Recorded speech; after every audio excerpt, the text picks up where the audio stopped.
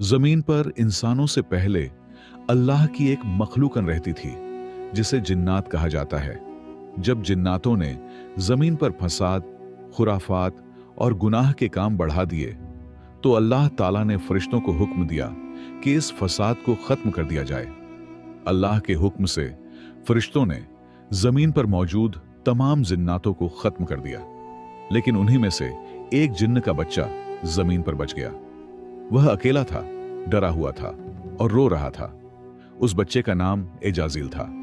फरिश्तों ने उसका रोना सुना और अल्लाह की बारगाह में अर्ज किया, मौला, जिन्नात का एक बच्चा जमीन पर रो रहा है, आपका क्या हुक्म है? अल्लाह ताला ने फरिश्तों से फरमाया, इसे उठा लाओ और इसे तुम लोग तालीम दो। फरिश्ते एजाजील को उठाकर अर्श पर ले आए और उसे इल्म व तालीम देना शुरू किया। जल्द ही इल्म के मैदान में एजाजिल फरिश्तों से भी आगे निकल गया। यह देखकर फरिश्ते फिर अल्लाह की बारगाह में हाजिर हुए और अर्ज किया, मौला, यह तो हम लोगों से भी ज्यादा इल्म वाला हो गया है। यह सुनकर अल्लाह ताला ने फरिश्तों से फरमाया, अगर ऐसी बात है तो तुम इससे तालीम हासिल करो। एजाजिल के लिए एक खूबसूरत झूला बनाया गया। वह उसी झूले पर बैठकर फरिश्तों को इल्म सिखाने लगा।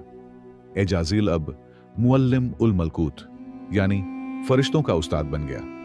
लेकिन अल्लाह की अता की हुई इज्जत पाकर एजाजिल शुक्रगुजार बनने के बजाय घमंडी बन गया। इसी दौरान अल्लाह ताला ने जमीन पर अपना खलीफा बनाने का फैसला किया। खलीफा ए अव्वल यानी हजरत आदम अलैहिस्सलाम को वजूद में लाने के बाद अल्लाह ने फरिश्तों के साथ साथ एजाजिल को भी हजरत आदम को सजदा करने का हुक्म दिया। फरिश्तों ने अल्लाह का हुक्म मानते हुए हजरत आदम को सजदा कर लिया, लेकिन एजाजील अपने इल्म और इबादत के घमंड में बोला, मैं आग से बना हूं और आदम मिट्टी से बना है। यह कहकर उसने अल्लाह के हुक्म का इनकार कर दिया। इसी नाफरमानी और तकब्बुर की वजह से अल्लाह ताला ने एजाजील को इब्लीस, शैतान बनाकर अपनी बारगाह से निकाल दिया। याद रखो, अर्श से फर्श तक जितने भी घमंडी हैं सब इब्लीस की जमात में होंगे।